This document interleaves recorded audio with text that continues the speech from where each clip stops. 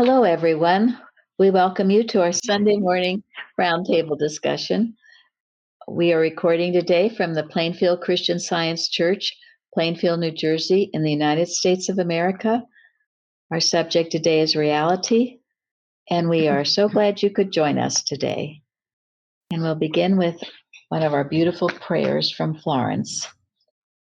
This is from the platform, Mrs. Eddie, in Science and Health, okay? Page 330 and an excerpt for 331. God is what the scriptures declare him to be: life, truth, love. Spirit is divine principle, and divine principle is love, and love is mind, and mind is not both good and bad, for God is mind. Therefore, there is in reality one mind only, because there is one God. The scriptures imply that God is all in all. From this, it follows that nothing possesses reality nor existence except the divine mind and his ideas. Mary Baker Eddy. Thank you. And Karen, our watching. Watch number 436. Watch lest you forget in your need to solve difficult problems and to study the letter of Christian Science, to take time to soar mentally into the realm of spiritual uplift in order to contemplate heaven peopled with spiritual beings, governed in perfect harmony. We need to refresh our hearts and souls with this vision at frequent intervals, lest we dwell on error until we make a reality of it, or become weary in well-doing. It was for this reason that Mrs. Eddy once said to the students in her home, "Let your minds go out every 2 hours. All is peace, goodwill, love, etc. Say nothing of error. Confine your thoughts to the right side." If you make a treadmill out of your science work, you are liable to keep errors alive day after day, working on them endlessly, as a woman would do on a sock she is knitting, if she never towed it in. We must work on error and then have done with it, in order that we may progress through the unlabored motion of the divine energy and fill our thoughts with good. Once Mrs. Eddy wrote to James Neal, "Can you realize what glories come with Christian Science? And do you see the day dawning and the day star appear? Yes, you do, for love includes it, and you do love much." Mrs. Eddy perceived that Mr. Neal needed to contemplate this vision, lest he grow weary and faint in his heart with too much contemplation of the claim of error and of the material problem. And I shall read from Science and Health, page 426. The discoverer of Christian Science finds the path less difficult when she has the high goal always before her thoughts than when she counts her footsteps in endeavoring to reach it. When the destination is desirable, expectation speeds our progress. The struggle for truth makes one strong instead of weak, resting instead of wearying one. And on page 32, she says, Jesus prayed. He withdrew from the material senses to refresh his heart with spiritual views. Thank you. That was beautiful. All right, comments on that? Well, I looked up last night how many times Jesus withdrew into the wilderness, into the desert, and it was 9 times.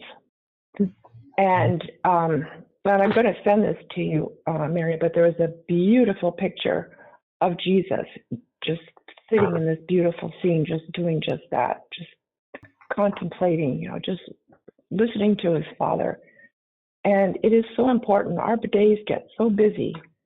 And we forget that we need to get in touch with our Father periodically throughout the day. I know I forget sometimes, and it's so important. What is real, and all that I'm seeing, what is really true about what I'm seeing. And it's just very important. But anyways, I didn't know it was 9 times. Yeah. Oh, thank you. Yeah, and those are only the 9 times that are actually recorded in the Bible. Yeah. How many times did he withdraw and it never got recorded in the Bible? Yeah, I'm sure countless. Yeah. He could have been even with them and still withdrawn and be with the Father. He could have been silently doing it even with them. So, Yeah. 2 things come to my thought. First, the fact that 10 affirmations and 1 mention of error. I think the emphasis should be on the truth. And also, the second thing that comes to my thought is, and ye shall know the truth, and the truth shall make you free. It didn't say, and we shall make the truth make us free. Right. Thank you. Yeah. So it's not, it's so amazing that often you don't realize that you're dwelling more on the problem than, elevating thought to God. Thank you very much. Yeah, I'll never forget in Mrs. Evans' classes, at one point I've told this story before, but we all had to get up and give a treatment. And mine was, maybe 1 mention of God, and then the rest was all about the problem. And I had no idea I was doing it. I thought I was giving a good treatment. And well, I got told, and that's when I learned that lesson, 10 affirmations to 1 denial. You always start out with the all power of God, and then you lightly touch on the problem, and then you go back to the allness, omniscience, omnipresence, and omnipotence of God, because that is what must be in your thought, remain in your thought, foremost and always. And that is what it means when it says you handle the problem. Yeah, it doesn't handle you. So that it doesn't handle you, exactly.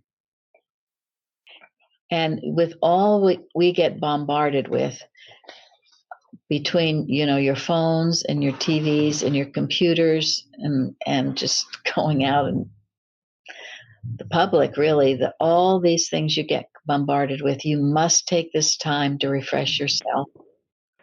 I mean, it's not even it's an absolute necessity that you do this. Every time you turn on anything, it's all begging for you to give it a treatment, right? Mm-hmm. Begging. You've got all these things to treat constantly, because so much of it is just rank error. So take that time, keep it turned off, all these things we have, and don't feel pressured. I'm really having to do that. If I can't answer somebody right away, I'll get to it when I get to it. It's most important that you have that peace of mind rather than just rushing from one thing to the next without clearing your thought and having that peace. And truly, if you have children or know of children or whatever, any contact with children, keep them off those devices as much as possible. You also mentioned, Mary. Oh, sorry. No, go ahead. You also mentioned that expectation was something that you were told you needed to work on in your earlier work. And Mrs. Eddy mentioned expectation speeds our progress. So every once in a while, I do check in to make sure that am I expecting to be healed? Am I expecting that this truth that I am knowing, I can let it go and let it do its work, but am I expecting it? And I just, every once in a while, I have to check myself, make sure I am expecting but expecting to be healed. Thank you. Yes. Yeah, because we have these negative scenarios running through our head, what we think are going to happen. I hear it a lot. I hear it from Christian scientists that they're expecting this, that, or the next thing in a negative manner to happen. And that is not having your expectation from the Lord. The picture of, we have it in our Sunday school room of Daniel in the lion's den, that beautiful picture. And where is he looking? Up out the window. Up out the window at God. He's not looking at the lions. No, he would have been eaten alive if he had. Yeah. That's true. Okay, Sarah, you wanted to say something. Go ahead. Yes, I am really grateful to hear both all of the comments as well as the readings from both Florence and the watches. Yesterday, I was in a peace group, and I noticed that I was getting so carried away with the images of what we were looking at, and I had to really watch my thoughts. So instead of continuing on with them, I thought after a while, I'm just going to have to come home and just be in the secret place, to go as Jesus did and be alone. And then I woke up and I couldn't speak. And I thought, well, God speaks and God knows all. And I cannot let my thought be mesmerized or seduced by, the pictures of wars going on and thinking that we are hopeless. And then I could speak in the morning again. Good. Yeah. And then one thing that we learned here is you get what you expect. Yes. Well, you get what you need. But the way to expect healing is to get to the point where you recognize that there's nothing that needs to be healed, nothing real that needs to be healed. We just need to clear our vision and see things correctly. And that is the best expectation. And that is reality. Yeah, that's what the prayer said, I think. The only reality is mind and its ideas. Right. And then everything that we see or appears to us in our vision, or that comes to us in our hearing, has a spiritual reality. And that is the key. That is the key to everything, is to see the spiritual reality of whatever seems to come to us. And that's giving it a treatment. It's seeing reality, which is what our topic is on today. And as Zari said, sometimes you have to stop looking at it to see the reality of it. Yes. Yeah, it's more of a revealing than a healing, right? Because since we know we're not looking for matter to be healed because there is no matter, we're more looking to be in that consciousness of God where we can see only as He sees it. That's quite a thing to strive for. The importance of this regular, uplifting thought to God. I feel that then you're really looking beyond the error. You're looking to what is, what God has created, not what is trying to deceive you. Is it Mr. Evans who said even at work you could take a few minutes as if you're on the phone with God or something? I remember something like that. Yeah. Yeah, he told it every hour or so, take 5 minutes and just, go to a quiet place, pray and have a conversation with God. Yeah. Make sure your thought is stayed on Him. Yeah, or pick up the phone and act like you're on the phone, but just pray. Have various ways to do it at work, but most important, this is the unceasing prayer to keep our thoughts with the Father. We must never get too hurried or busy or distracted or worried that we are losing this because we don't have to do this work. We get to do this. We get to do it, It's right? an exciting thing. Yeah. It's It is. exciting every time you see science work. It's wonderful. Yes, it is. All right. Well, we're going to start. Nancy, you start because you took up the golden text and your contribution this week. Okay. From Deuteronomy 32:4. He is the rock. His work is perfect. For all his ways are judgment. A God of truth and without iniquity. Just and right is he. And I looked up quite a few words from Webster's 1828. Rock. In Scripture, defense. A means of safety. Protection, strength, asylum. Immovable foundation. Perfect. Finished. Complete. Consummate. Manifesting perfection. The word just. Upright. Honest. Righteous. Religious. Influenced by a regard to the laws of God. Or living in exact conformity to the divine will. The word truth. Fact or reality. Exact accordance with that which is or has been or shall be. Fidelity, constancy, honesty, virtue. Iniquity, injustice, unrighteousness, wickedness. And the word immutable, unalterable, not capable or susceptible of change. Then in a commentary, Benson's commentary, he is a rock, stable in his nature, invincible in his power, and fixed and immutable in his counsels, promises, and ways. So that if there should be a sad change in your affairs, remember that this proceeds from yourself and from the change of your ways toward God, and not from God with whom is no variableness, nor shadow of turning. His work is perfect.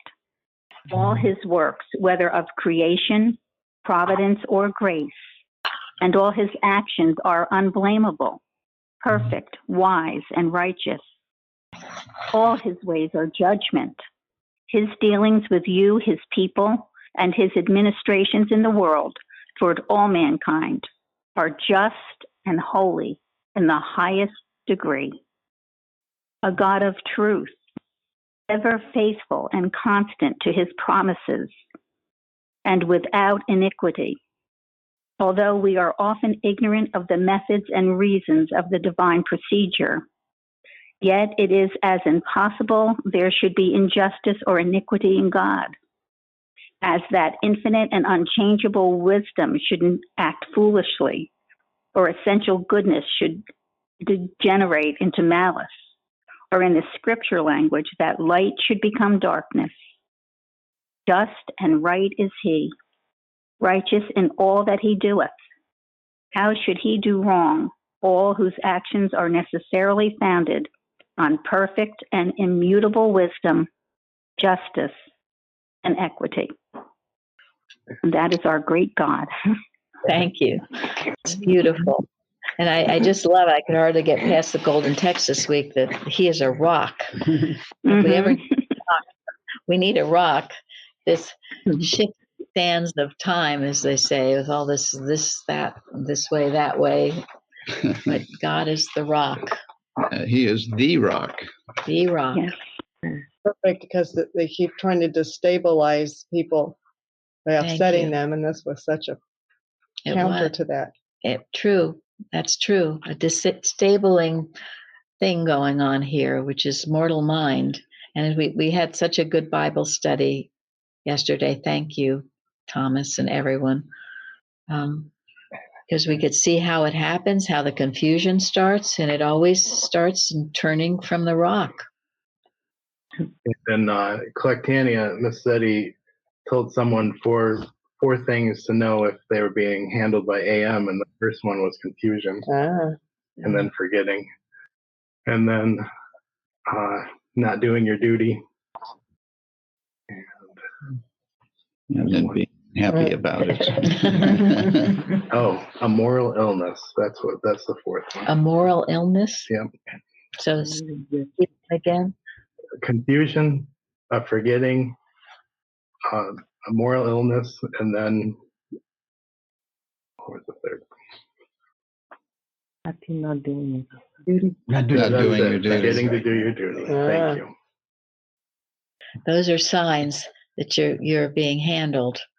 And you can feel it, because when you are, you feel this agitation, and you feel like you can't concentrate or something, like something's just buzzing around your head.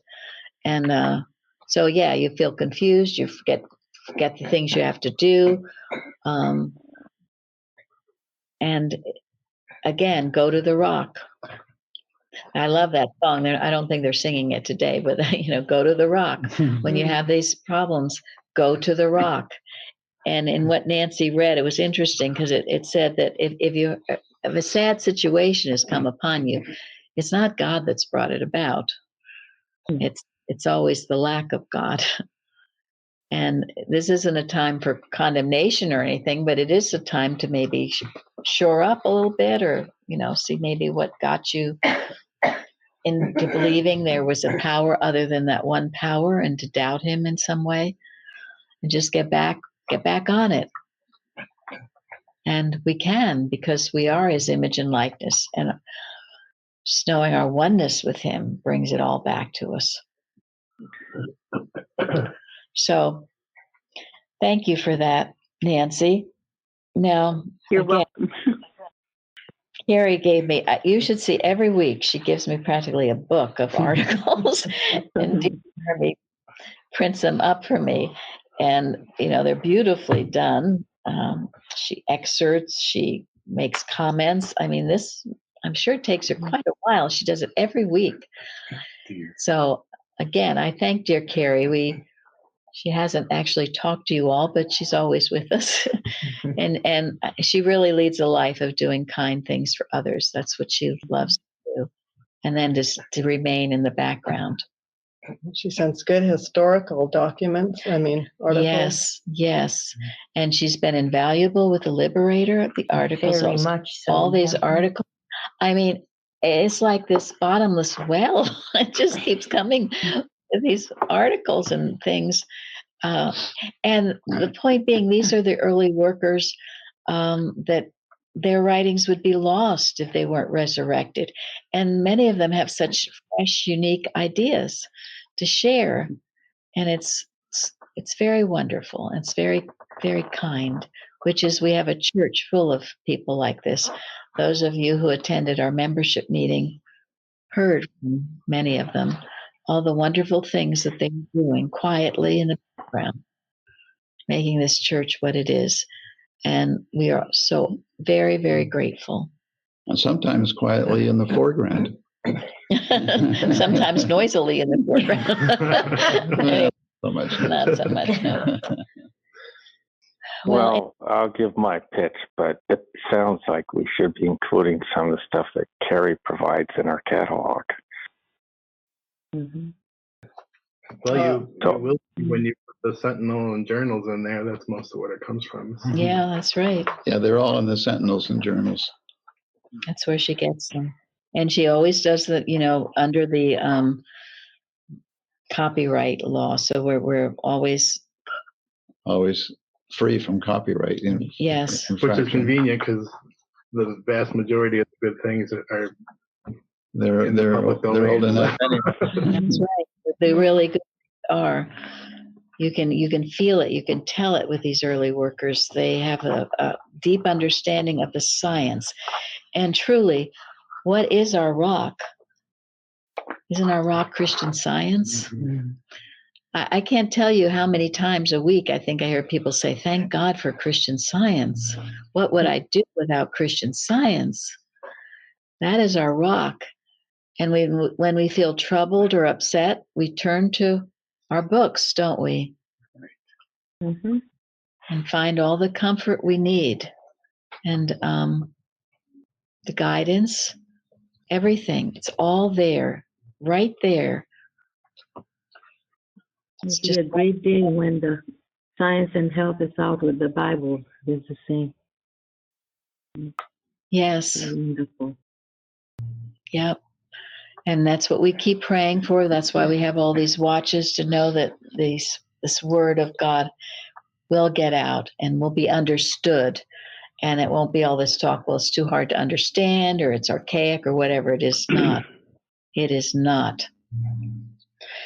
In the lesson this week, there's a lot about spiritual sense and the ability to see, right, spiritually with your spiritual senses and not materially. It's very beautiful in Science and Health. I love those passages about mind alone possesses all faculties, perception, and comprehension. And there's more Christianity in seeing and hearing spiritually than materially. There's more science in the perpetual exercise of the mind faculties than in their loss, and lost they cannot be while mind remains.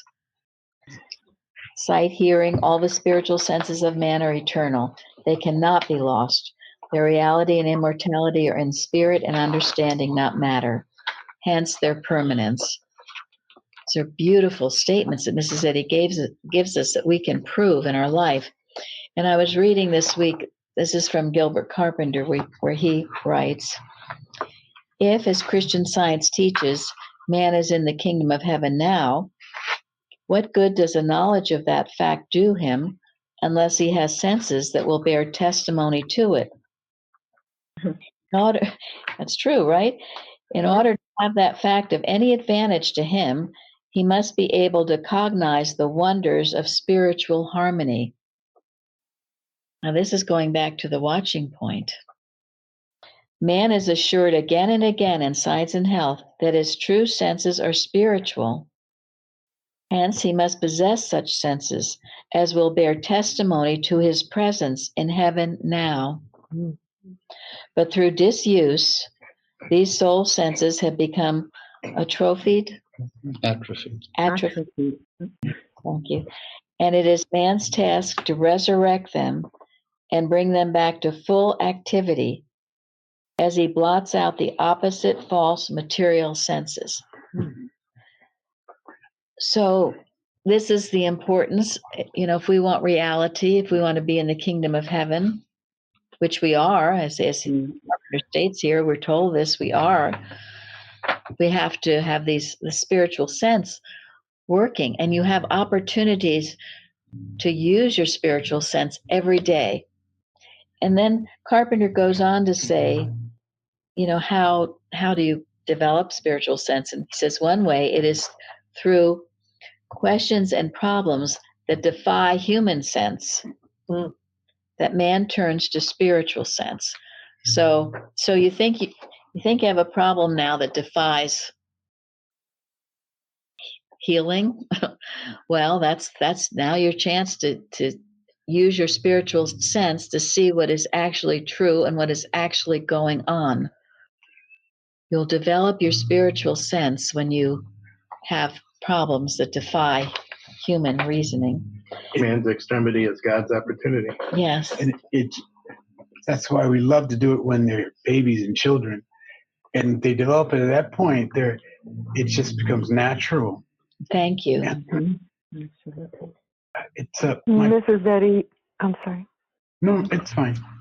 Were you done? I was going to say, Mrs. Eddy says an acknowledgement of the perfection of the infinite unseen conveys a power, or confers a power, that nothing else can. And it's that infinite unseen that we have to know that we can see, because it's real.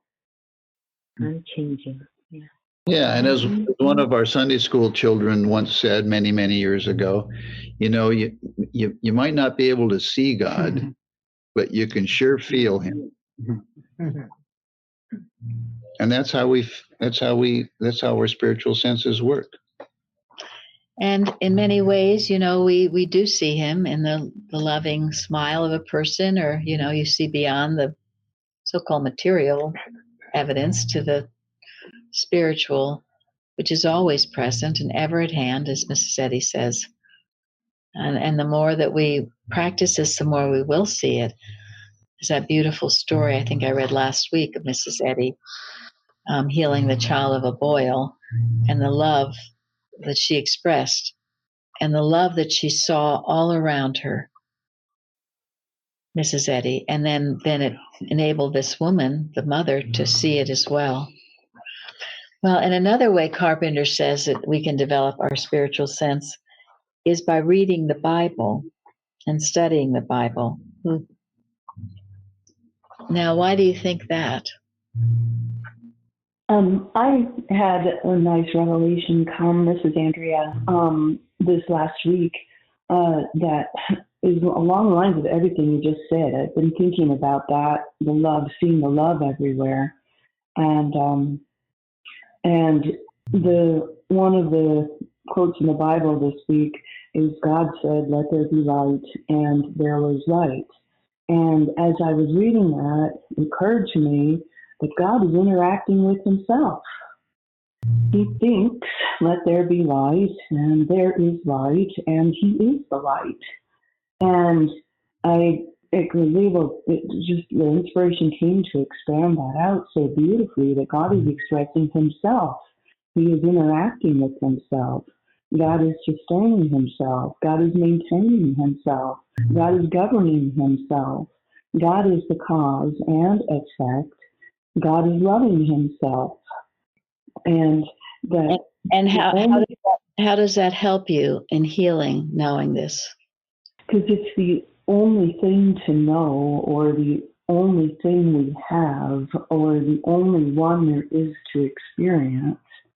And that's how God is all in all. Okay. Right. And the way that helps us is when we recognize that we are the manifestation of God. That is the truth about you and me. Yeah. God is thinking himself as you, someone once said. So we're not God. We are not God, but God expresses himself through us. And when we get out of the way and let him, and that's very important to know. And the way we develop spiritual sense by reading the Bible, to get back to the question, the Bible was written out of inspiration. Most of the Bible was, except for the begats. But most of the Bible was written out of inspiration. And in order to read it properly, you have to read it with inspiration. And so it's a good way to practice having inspiration. Thank you, because that is the answer. That's what Carpenter says. You can't understand it unless you do see it spiritually. That's the great value of our Bible studies. Christian Science is not intellectual process where we just sit and think and think and think. It's unfoldment, revelation, inspiration, all these things, where the reality of all things comes to light. And in this, we experience tremendous healing and growth and deeper understanding and knowledge of God. But yeah, almost all these Bible studies that we have are about stories that need to be spiritually interpreted, right? Otherwise, they don't make a lot of sense. Like the Tower of Babel, I never really studied that one very much that I recall. And it had so many wonderful, deep lessons that apply for right here and right now. So there are many ways that we develop our spiritual senses, and you can use it all day and practice it so it doesn't get atrophied. Yeah. Thank you. Which means wasted with no use, right? It shrinks up. Yeah.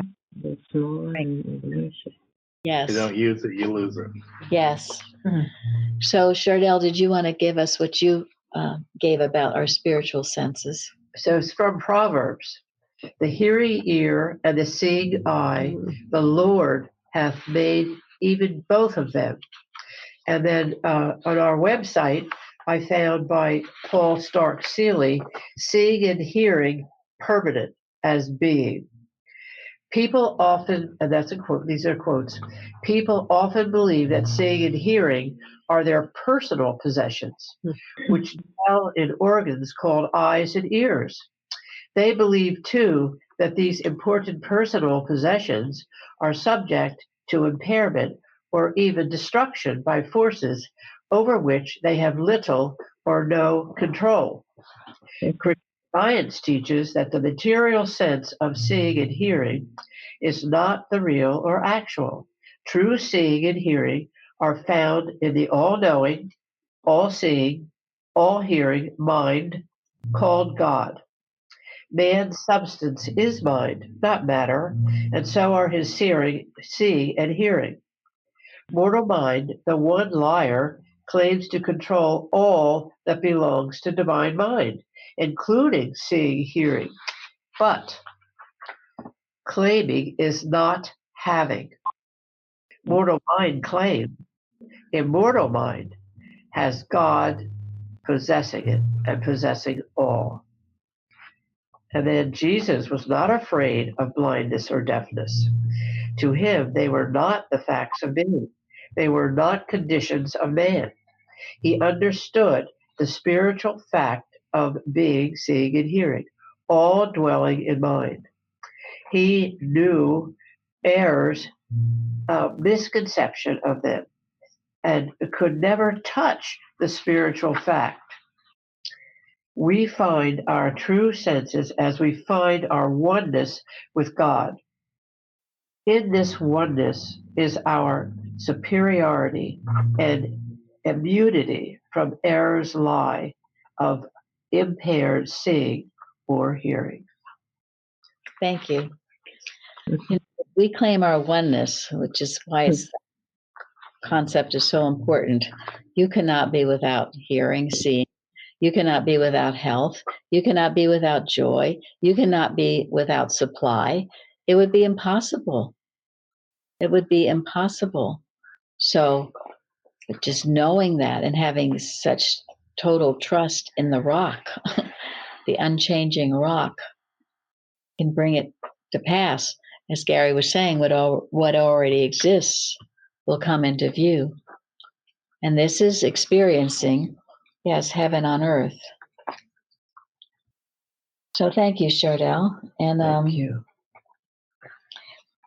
Carrie sent some beautiful articles about joy, because in the responsive reading, it says, "Be ye glad and rejoice forever in that which I create. For behold, I create Jerusalem a rejoicing and her people a joy." Something else you cannot be without is joy. God created you to be joyous. So we do have times when maybe we have sobering times, but generally speaking, there should be a great sense of joy within you always, because it's part of being a child of God. Not a giddy sense, but a deep-rooted joy in the Lord. And this is really, I have found to be really important, to get to the point where I'm just really happy that I am in the image and likeness of God, and that I am surrounded by His creation, and it's all good, and I'm not so affected by the material things around me. I mean, I enjoy having, the good food, but that's not the source of my joy. And when I can get to the point where I'm just really happy to be with God, then I have a joy that can't ever be taken away from me. All hell can break loose, but I still have that joy. And I could be depressed about a lot of things, or I could be upset about a lot of things, but I still have that joy to come back to. And nobody can take it from you when you have that joy. Yeah, no man. Go ahead, Florence. Yeah, I think the sense of where do you dwell, right? We dwell in the kingdom of God. And Radvon, I think, one article called Joy, he says that there are no tears in the kingdom of heaven. And that is really nice because, you see, the permanency is our oneness with God, and that's unimpeachable, as the lesson said. It's real and unimpeachable. So if we have our thought on, well, where am I? Where do I dwell? In the kingdom of God. And there are no tears there. Thank you. Yeah, that's beautiful. And there are no tears. All tears will be wiped away, right? There's nothing to be sad about because you will see the goodness of our God. And all these things, these sin, disease, and death is all that we'll ever lose, and that we gladly lose.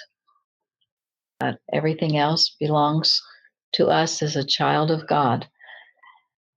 So, along with the joy and gladness, what goes hand in hand with that?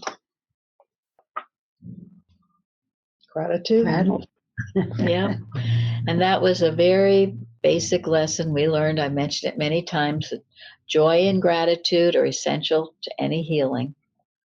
And I know, and I did it myself. Well, I can't be joyful. I'll be joyful and grateful when I get my healing. No. Because, in fact, as we've talked about, you already have the healing and you have to see it. And you won't see it while you're depressed and crying and feeling sorry for yourself. So you get out your gratitude journal, you get out all that you need to think about, all the ways God has helped you through the years, because He has. Remember them, write them down, and get your joy going and your gratitude, and you'll be feeling better. Just by doing it. Just by doing that. Don't you remember as a child how those healings would come? So all of a sudden I'd stay home and start playing with my crayons or something. I'd just start feeling happy, and pretty soon I was feeling all better. So just get that joy. Again, dwell on the enduring the good and the true. You will bring those into your experience proportionably to their occupancy of your thought. Mary Baker Eddy. So hold on to that. Even though pain is screaming at you, or lack is screaming at you, or whatever's trying to scream at you, just tell it to go you know where.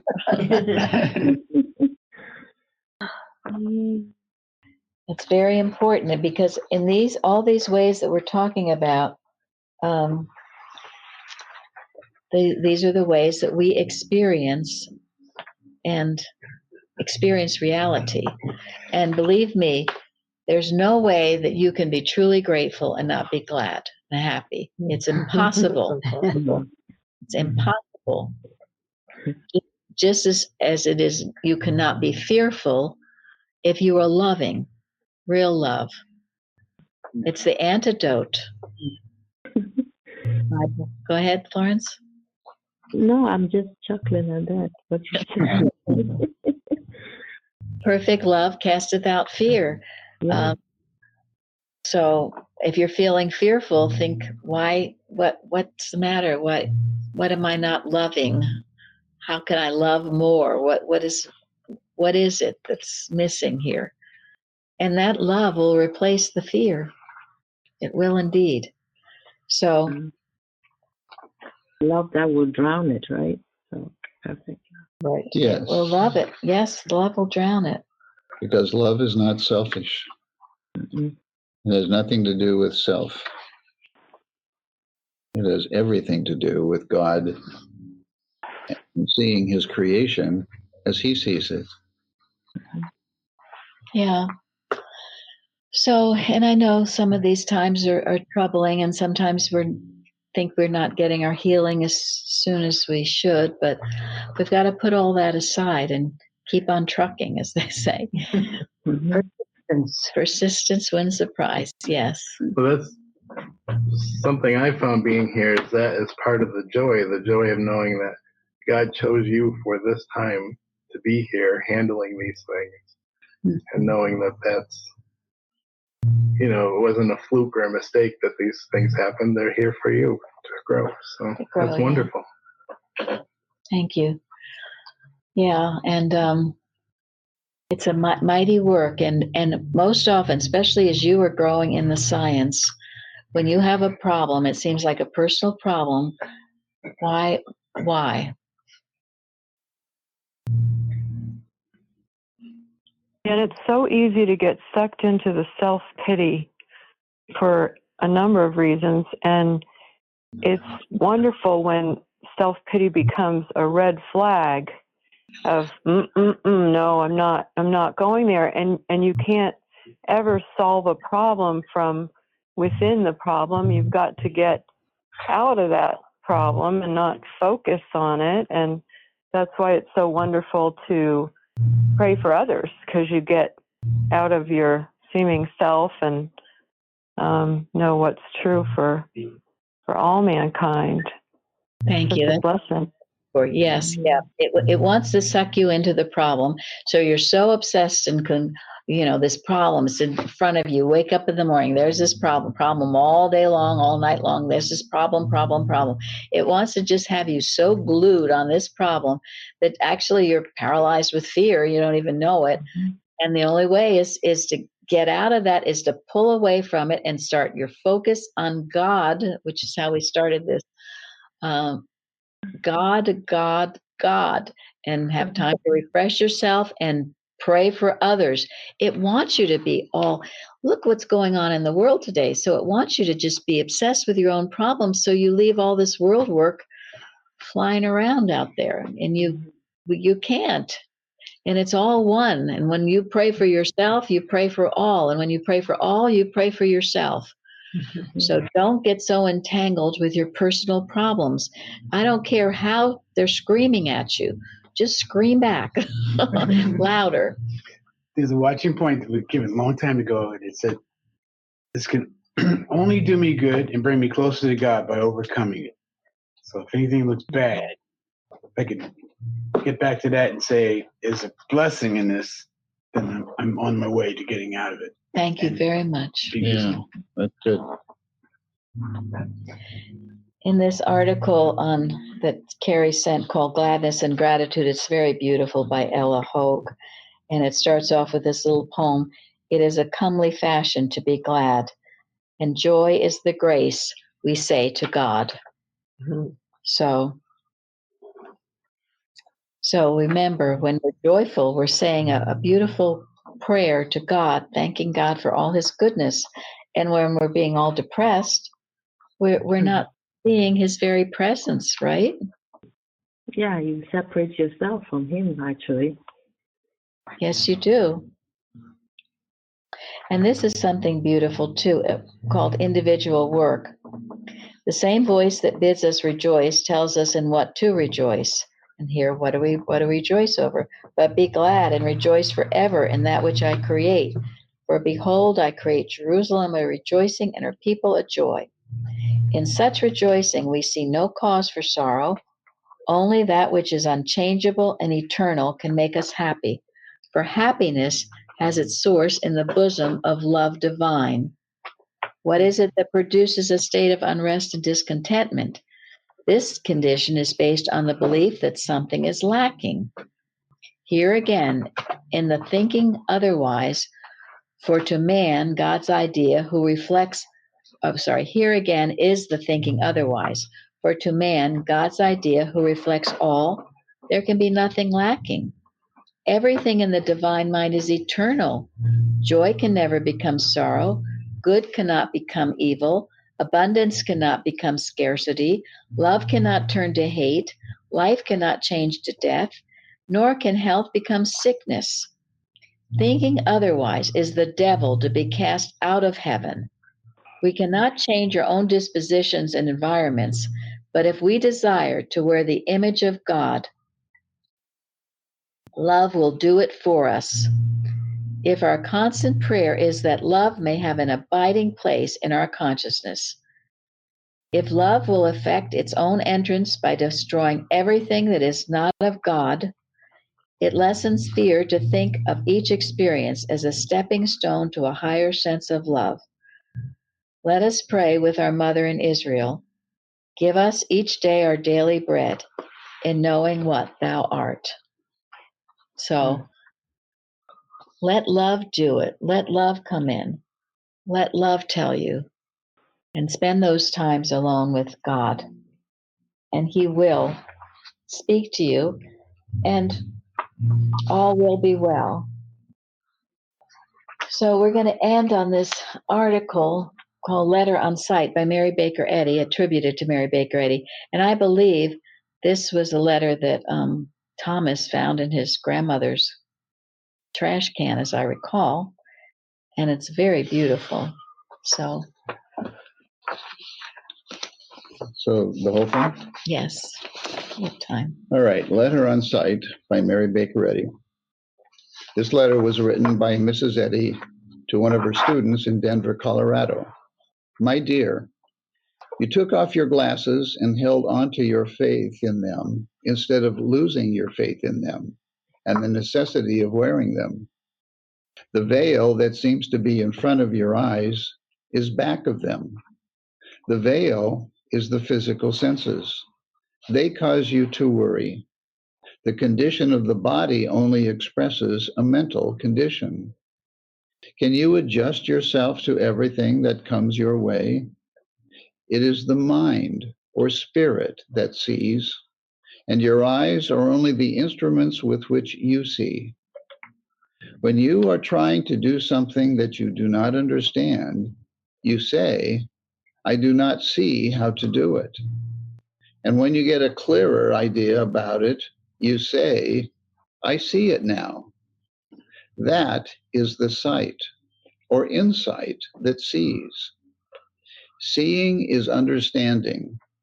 And if you could see why you cannot see, you could see. For the body is renewed by the renewing of the mind.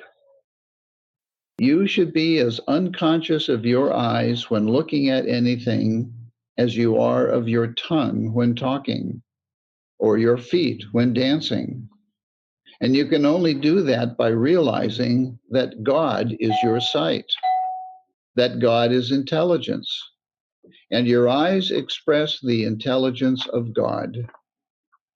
Do not think of me as treating your eyes to heal them directly, but as treating you to give a better understanding of what God is and your relation to Him.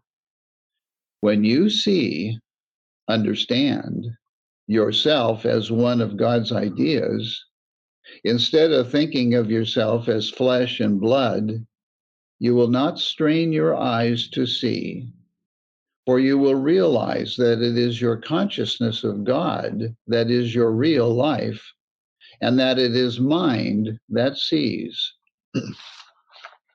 There is only one mind, but there seems to be two.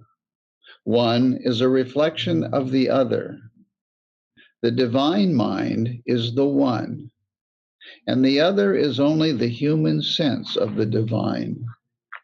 We may call them the mind of the spirit and the mind of the flesh, the objective and subjective, the conscious and the subconscious, and the one that knows and the one that thinks.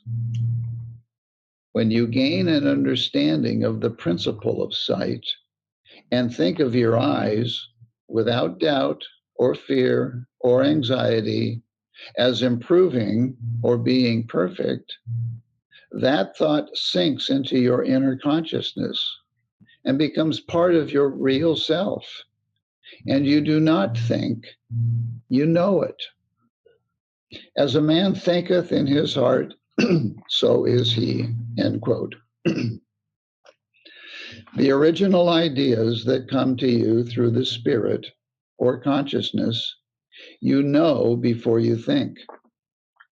And the ideas that you get from others or through the senses, you must think before you can know. You can think or believe a lie, but we can never know it because it is unknowable.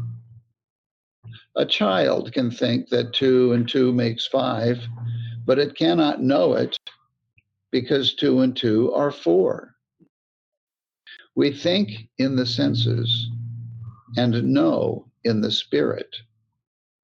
God does not think, he knows. And we receive from him all that we desire when we make ourselves ready to receive it in his way. It is getting a clearer insight into the understanding of God, of what God is, that heals the defects that are manifested in the eyes or any of our physical senses. It is not the sense of sight, but your sensitiveness about your sense of sight that has to be healed. The sense of feeling affects all the other senses. And if you are sensitive about appearance, what people say or think about you, or what they do or say to you, or about climate or cold, what you eat, what you wear, what you work at, or what you receive for it, or any other thing that displeases you, if you let it stir you up, it will go on to the weakest part of your body. A pain is only a frown expressed on the place where the trouble is.